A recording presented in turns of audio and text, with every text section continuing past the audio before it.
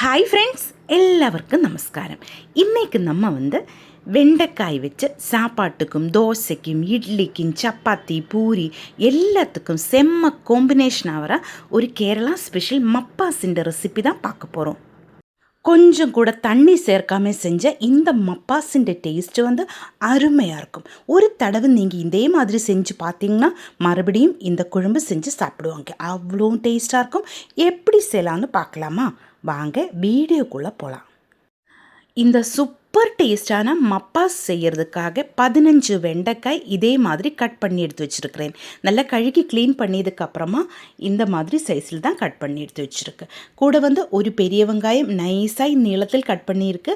அதே மாதிரி 2 பச்சை மிளகாயும் கட் பண்ணி எடுத்து வச்சுருக்கு. இதுதான் நம்ம காரத்துக்காக யூஸ் பண்ணுவாங்க. இனி 5 பூண்டு இதே மாதிரி சின்ன பீஸாட்டு கட் பண்ணி எடுத்து வச்சுருக்கிறேன். அதே மாதிரி ஒரு சின்ன பீஸு இஞ்சி அதையும் பொடி பொடியாக நறுக்கி எடுத்து வச்சுருக்கிறேன். கூட ஒரு தக்காளி, இந்த தக்காளியும் நைஸாக தான் கட் பண்ணி எடுக்கணும். இனி நமக்கு மப்பாஸ் செய்யலாம். அதுக்காக ஒரு பெரிய கடாய் நான் அடுப்பில் வச்சு சூடு பண்ணியிருக்கு. அதுலேக்கு 1.5 டேபிள் ஸ்பூன் தேங்காய் எண்ணெய் ஊற்றியிருக்கு. எண்ணெய் நல்லா சூடாயதுக்கப்புறமா நம்ம கட் பண்ணி வச்சுருந்த வெண்டைக்காய் இதிலேக்கு சேர்த்து நல்லா ஃப்ரை பண்ணி எடுக்கலாம். வெண்டைக்காயில் கொழுப்பு மாதிரி ஒன்று இருக்கலாம், அதெல்லாம் போகணும். அது வரைக்கும் ஸ்டவ் மீடியம் ஃப்ளேமில் வச்சு நல்லா ஃப்ரை ஆக்கி எடுக்கணும். கொஞ்சம் உப்பு நமக்கு இதிலேக்கு சேர்க்கலாம். நம்ம வெண்டைக்காயில் உப்பு நல்லா பிடிக்கணும். அதுக்காக தான் உப்பு சேர்த்து இதே மாதிரி ஸ்டவ் மீடியம் ஃப்ளேமில் வச்சு நல்லா ஃப்ரை பண்ணி எடுக்கணும். இப்போ உப்பு நான் சேர்த்தியிருக்கேன். இதே மாதிரி கலர் விட்டுட்டே இருக்கும்போது இதில் இருக்கிற கொழுப்பெல்லாம் மாறி வெண்டைக்காய் இன்னொன்றில் பிடிக்காமல் தனித்தனியாக செப்பரேட் ஆகிட்டு வரும். அதுதான் கரெக்டு பாகம். அந்த டைமில் நமக்கு ஸ்டவ்வில் நின்று நம்ம கடாயில் நின்று இந்த வெண்டைக்காய் மாற்றலாம். இப்போ அது எல்லாமே மாறி கரெக்டாக வந்துடுச்சு. இனி நம்ம கடாயில் நின்று வெண்டைக்காயெல்லாம் மாற்றி எடுக்கலாம். இனி அதே கடாயிலேக்கு 1 டேபிள் ஸ்பூன் எண்ணெய் கூட ஊற்றலாம்.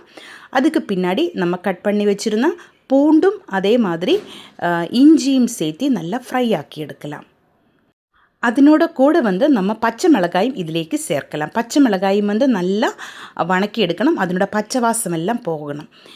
இனி கொஞ்சம் கருவேப்பிலை நான் இதிலேக்கு சேர்த்தியிருக்கு. கருவேப்பிலையும் சேர்த்தி நல்லா வணக்கியதுக்கப்புறமா நம்ம கட் பண்ணி வச்சுருந்தா பெரிய வெங்காயம் சேர்த்தி அதையும் நல்ல லைட் ப்ரௌன் கலர் ஆகுன வரைக்கும் நல்லா வணக்கி எடுக்கணும். கொஞ்சம் உப்பு இதிலும் நமக்கு சேர்க்கலாம். நம்ம வெங்காயத்துலலாம் உப்பு பிடிக்கணும். அதுக்காக நம்ம இன்னும் கொஞ்சம் உப்பு கூட சேர்த்தியிருக்கு. இப்போ நம்ம வெங்காயம் எல்லாம் ஓரளவுக்கு நல்லா வணங்கி வந்துடுச்சு பாருங்கள். இப்படி தான் ஆகணும். இனி நமக்கு இதிலேக்கு தேவையான மசாலாக்கள் சேர்க்கலாம். 1/2 டீஸ்பூன் மஞ்சள் தூள், 1 டீஸ்பூன் வரமிளகாத்தூள், இது காஷ்மீரி சில்லி பவுடர் தான் நான் சேர்த்திருக்கு. 1.5 டீஸ்பூன் கொத்தமல்லி தூள், 1/2 டீஸ்பூன் மிளகுத்தூள், ஒரு 1/4 டீஸ்பூன் சோம்பு தூளாக்கியது, இது தான் நான் சேர்த்தியிருக்கு. இல்லாச்சும் உங்களுக்கு கரம் மசாலா கூட சேர்க்கலாம். நான் சோம்பு மட்டும்தான் தூள் பண்ணி சேர்த்தியிருக்கேன். இதெல்லாமே சேர்த்தி நல்லா வணக்கி எடுக்கணும். இதனுடைய பச்சை வாசம் எல்லாம் போகணும். ஸ்டவ் லோ ஃப்ளேமில் வச்சு கொஞ்சம் நேரம் இதே மாதிரி வணக்கி எடுத்ததுக்கப்புறமா நம்ம கட் பண்ணி வச்சுருந்தா தக்காளியும் சேர்த்தி இது நல்லா கலர் விட்டுட்டே இருக்கணும். தக்காளி வெந்து உடைஞ்சு வரணும். அது வரைக்கும் நம்ம கரெக்டு பாகத்தில் ஆகுன வரைக்கும் இதே மாதிரி கலர் விட்டுட்டே இருக்கணும். இந்த டைமில் எல்லாம் ஸ்டவ் லோ ஃப்ளேமில் வச்சுக்கோங்க. நல்லா வணங்கி வந்ததுக்கப்புறமா நம்ம ஃப்ரை பண்ணி வச்சுருந்தா வெண்டைக்காய் இதிலேக்கு சேர்க்கலாம். பாருங்கள், இப்போ வெண்டைக்காய் நான் சேர்த்தியிருக்கு. வெண்டைக்காயும் சேர்த்ததுக்கப்புறமா இதே மாதிரி கலர் விட்டு வெண்டைக்காயிலும் இந்த மசாலையெல்லாம் பிடிக்கிற வரைக்கும் நமக்கு வணக்கி எடுக்கலாம். அதுக்கப்புறமா இதிலேக்கு சேர்க்கிறது தான் நம்ம 1 கப்பு தேங்காயோட 2வது பால் தான் இதிலேக்கு சேர்க்கிறது. மப்பாசு செய்யும்போது தேங்காய் பால் தான் நம்ம வேக வச்சு எடுத்துடுவாங்க. தண்ணி இதிலேக்கு ஊற்றாது. நம்ம 2வது பால் தான் இதிலேக்கு சேர்க்கிறது. வெண்டைக்காய் தேங்காய் பாலிலேருந்து நல்லா வெந்து வரும். அப்போது தான் நல்ல டேஸ்ட்டாக இருக்கும். பாருங்கள், இப்போ நம்ம தேங்காய் பாலெல்லாம் நல்லா வற்றி வந்துடுச்சு. இப்படி தான் ஆகணும்.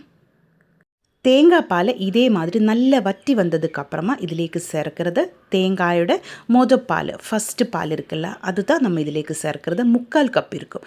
அது இதிலேக்கு சேர்க்கலாம். தண்ணி ஊற்றாமல் நம்ம தேங்காய் பால் தான் இதனோட கிரேவி. நல்ல டேஸ்ட்டாக இருக்கும் இது. இனி ஸ்டவ் நமக்கு ஆஃப் பண்ணலாம். நம்ம ஃபஸ்ட்டு பால் சேர்த்தியதுக்கப்புறமா இது கொதிக்க விடக்கூடாது. சூடாய மற்றும் போதும். அதுக்கப்புறமா ஸ்டவ் ஆஃப் பண்ணி வைக்கலாம். இப்போ வந்து தேங்காயோட ஃபஸ்ட்டு பால் சேர்த்து நல்லா சூடாயதுக்கப்புறமா ஸ்டவ் வந்து நான் ஆஃப் பண்ணியிருக்கேன். இனி வந்து இதிலேக்கு கடுகு தாளித்து சேர்க்கலாம். அதுதான் நம்ம மப்பாஸிൻ്റെ ரியல் டேஸ்ட்டு. கடுகு தாளித்து சேர்க்கும்போது தான் இதனோட டேஸ்ட்டு அதிகமாகிடும்.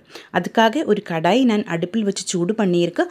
1.5 டேபிள் ஸ்பூன் தேங்காய் எண்ணெய் ஊற்றியிருக்கு. உங்களுக்கு எந்த எண்ணெய் நீங்கள் யூஸ் பண்ணுதோ அதே எடுக்கலாம். ஆனால் தேங்காய் எண்ணெய் சேர்க்கும்போது தான் மப்பாஸிൻ്റെ கரெக்டு டேஸ்ட்டு கிடைக்கும். அதிலேக்கு நமக்கு கடுகு போடலாம். வெடிச்சதுக்கப்புறமா கருவேப்பிலையும் வரமிளகாயும் சேர்த்து ஃப்ரை பண்ணதுக்கப்புறமா நம்ம கடுகு தாளிச்சதை மப்பாசிலேக்கு சேர்த்து 2 நிமிஷம் அப்படியே மூடி வச்சுக்கோங்க. அதுக்கப்புறமா நல்லா கலர் விட்டு எடுத்துருந்தா நம்ம சூப்பர் டேஸ்ட்டில் கேரளா ஸ்பெஷல் வெண்டைக்காய் மப்பாஸ் ரெடி ஆகிருக்கும். ചപ്പാത്തിയുടെ കൂടെയും ദോശയുടെ കൂടെയും சாப்பாடிൻ്റെ கூட எல்லாத்திൻ്റെ கூடயும் செம்ம காம்பினேஷன் தான் இது. கண்டிப்பாக நீங்கள் ட்ரை பண்ணி பாருங்கள். இந்த வீடியோ உங்களுக்கு பிடிச்சிருந்தால் சேனல் சப்ஸ்கிரைப் பண்ணுங்கள், லைக் பண்ணுங்கள். கேரளா ரெசிபிஸ் பிடிக்கிற உங்கள் ஃப்ரெண்ட்ஸுக்கெல்லாம் நீங்கள் இந்த வீடியோ ஷேர் பண்ணி கொடுங்க. ஹைப் ஆப்ஷன் ப்ரெஸ் பண்ணி என்ன கொஞ்சம் சப்போர்ட் பண்ணி கொடுங்க. உங்களுடைய ஃபீட்பேக் கண்டிப்பாக நீங்கள் கமெண்ட்டில் எழுதி போடுங்க. தேங்க்யூ.